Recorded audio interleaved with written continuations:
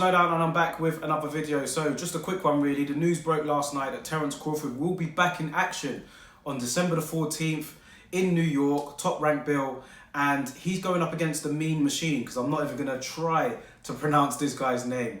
Like, Mean Machine is what they actually put his name on the poster as Mean Machine, this guy. Now, I've seen a few clips of him before. I'm not going to pretend here that I've seen loads of videos about him and I know exactly how he is and how he fights, but from what I've seen, he's a relatively okay fighter. He's not a fighter that I believe is on the level of Terence Crawford, so I am expecting him to get him out of there. But I do think that in the meantime, it's just about to tick him over.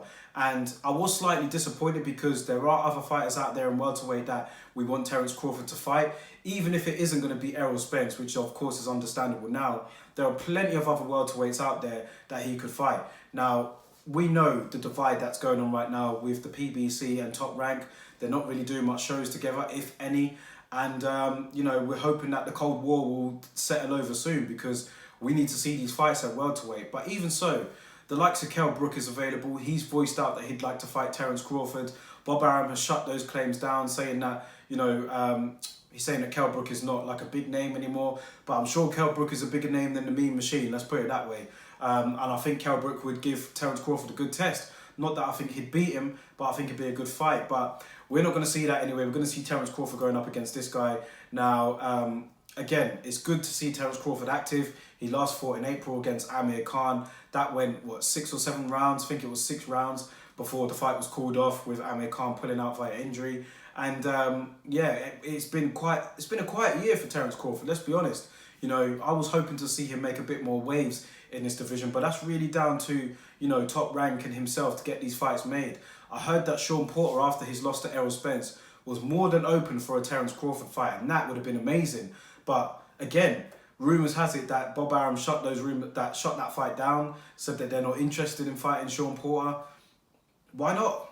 You know, like, that's a great fight. We saw the sort of performance Sean Porter put in there against Errol Spence, and him and Kenny Porter, they were willing to cross the divide and go over there and fight on Top Rank. So I'm sure that Al Heyman would have been willing to put Sean Porter in there, considering that Sean Porter's fought many of the guys in the PBC now, and he's probably running out of options as well. So I would have loved to have seen it, but we're going to see Crawford against the Mean Machine. I mean, we'll see what happens in that, but I'm expecting Crawford to win, no doubt. And hopefully in 2020, I mean, it has to. In 2020, we have to see these fights come together now with him. He's going to have to, you know, fight some of these guys over at the PBC, because Al Heyman basically owns welterweight. You know, he has that division on lock.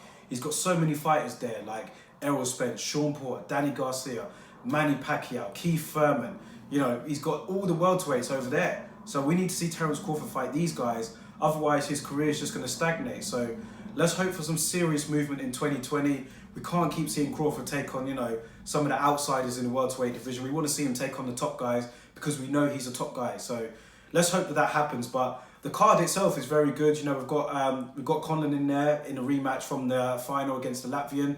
That's going to be a very good fight, because those that saw that fight in the Olympics were outraged with that decision. And Conlon famously disagreed with the judging, and he was outspoken with his opinion. So that's going to be a good rematch. We're also going to have Richard Comey against Teofimo Lopez, and that's going to be a great fight for the IBF lightweight title. Lomachenko, I'm sure, considering that he's under Top Rank, will be in the building as well. He's going to be keeping a close eye on that fight, because he wants to unify all the titles. He wants to become undisputed lightweight champion. So he's already stated after the Luke Campbell fight that that's the fight that he wants, that's the belt that he wants. So it looks like that's going to happen, but he'll be in the arena, I'm sure. Teofimo Lopez is a great fighter on the up. Richard Comey as well. I mean, this should be a very, very good fight, man.